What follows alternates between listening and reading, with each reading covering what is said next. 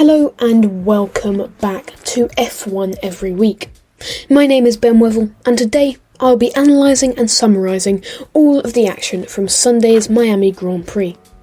The race made its first appearance on the calendar this year and is the latest mark of F1's monumental expansion into the US market.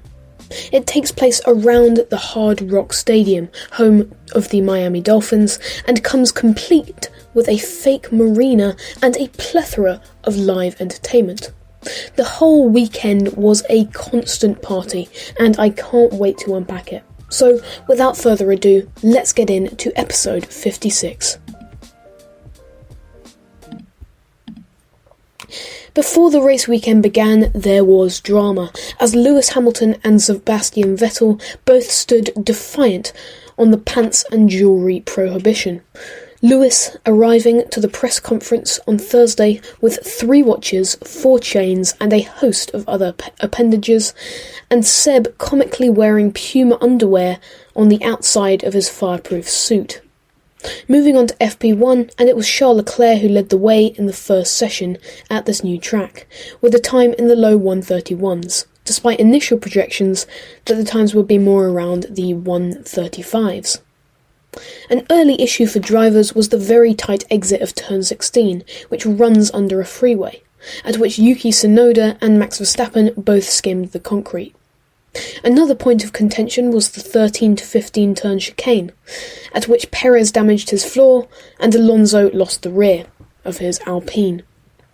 Valtteri Bottas would bring out the first red flag of the weekend, spinning out at turn 8, as Yuki Tsunoda would do later on with less drastic consequences.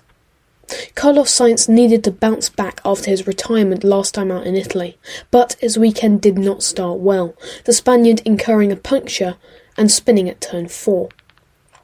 Turn 1 would also prove difficult to get to grips with. Charles Leclerc, despite his fastest time, spinning there, as well as Zhou Guanyu going wide. Mercedes had a great FP2, as George Russell, who achieved second in FP1, went fastest on the Friday, with a time in the high 129s. Teammate Lewis Hamilton in 4th, with Leclerc and Perez splitting the teammates. Carlos Sainz would make yet another costly mistake in FP2, this time at turn 13, the Ferrari driver losing the rear and crashing out. Nicholas Latifi producing the second red flag of the session later on, stopping out on track. Sergio Perez, despite his positive P3, had a number of moments throughout the session, spinning at turn 7, going wide at turn 10 and skimming the wall at turn 16. But his teammate Max Verstappen had an even worse time of it, his steering failing and brakes catching on fire, meaning no time set for the reigning world champion. Sebastian Vettel also struggled in FP2, being blocked by the Mercedes of George Russell and spinning at turn 11. Kevin Magnussen was the next to spin, this time at turn 7, as well as running over the chicane at turn 13. So Mercedes got it right in FP2, but would Saturday see more success, or would the setup be just off? Keep listening to find out. FP3 on Saturday morning saw Perez top the standings. Teammate Verstappen in 3rd after no laps set in the previous session, and Charles Leclerc splitting the two. Esteban Ocon had a big crash at turn 14, losing the rear, and, as Carlos Sainz had done in FP2, the Alpine driver strewed debris across the track, bringing out the red flag once more. The Frenchman was, unfortunately, unable to compete in qualifying, as the damage was too substantial to rectify in time for the afternoon. Max was somehow able to keep it out of the wall at the turn 13 to 15 complex. Kevin Magnussen, who finished 8th, and whose teammate Mick Schumacher finished 6th, spinning at turn 17 as well. Whilst fellow Mercedes-powered drivers Alex Albon of Williams, Lando Norris of McLaren and Sebastian Vettel of Aston Martin were all able to crack the top 10, Mercedes themselves were unable to convert a positive FP2 into a positive final practice, with an unsatisfactory 15th and 17th. Now onto the first qualifying session at this brand new circuit, and it was Charles Leclerc who once again set the pace after a tit-for-tat battle with the Red Bulls, which culminated in a time of 1:29.4 for the Monegasque. It was looking likely to be another early exit for Lewis Hamilton this season in qualifying after he was forced to abandon 2 of his 3 flying laps before making good in the final run and jumping to P5. Out of qualifying at the first stage was Magnussen, who disappointed in P16, Zhou, who was obstructed by traffic on his final flying lap, and both Williams drivers, Esteban Ocon not having competed. Moving on to Q2, and Leclerc led the way once more, followed by Verstappen and Lando Norris, who made it count on his final flying effort. Both the AlphaTauris made it through, after their horrendous showing in qualifying last time out, in which neither car even made it out of Q1. Fernando Alonso was unable to make the cut in Q2, being impeded by Sainz on his final flying effort, and the Alpine driver was followed by George Russell, who suffered from huge amounts of porpoising, his Mercedes teammate in P7.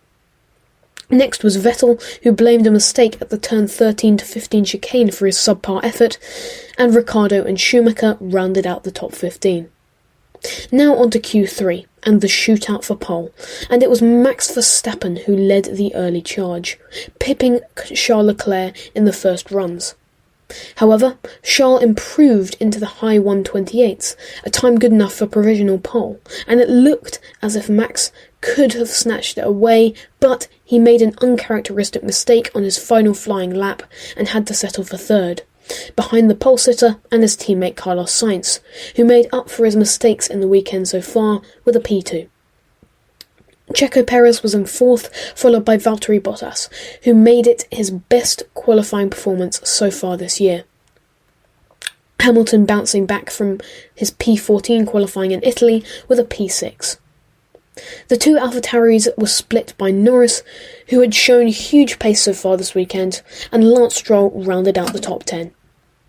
Now for my driver of qualifying, and I have to hand it to Lewis Hamilton.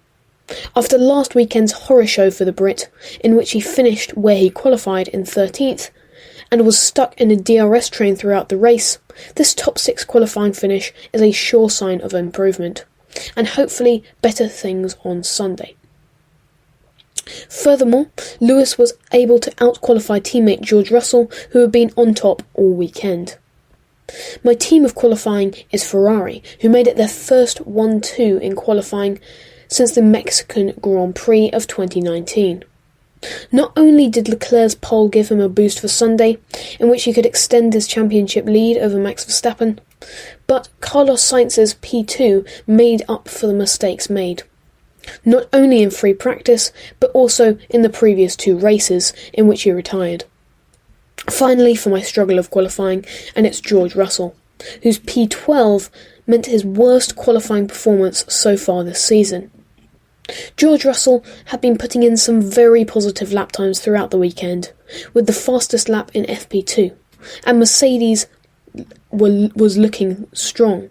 But in qualifying, the team dropped the ball, as porpoising was a huge issue and the car seemed very difficult to drive. Next to Sunday's race, and news broke before the start that both Aston Martins were forced to start from the pit lane due to apparent fuel issues, the fuel apparently being too cold, so Lance Stroll's brilliant Q3 was entirely invalidated.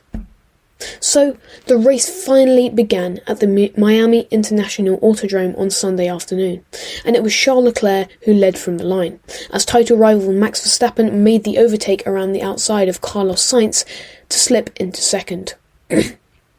Lewis Hamilton lost 2 places at the jump, Alonso up 4 to 7th, but Ricciardo, Schumacher, Magnussen and Zhou all made up 3 places at the start as well, George Russell dropping back to 15th initially, and under pressure from Albon on his hard compounds on the second lap.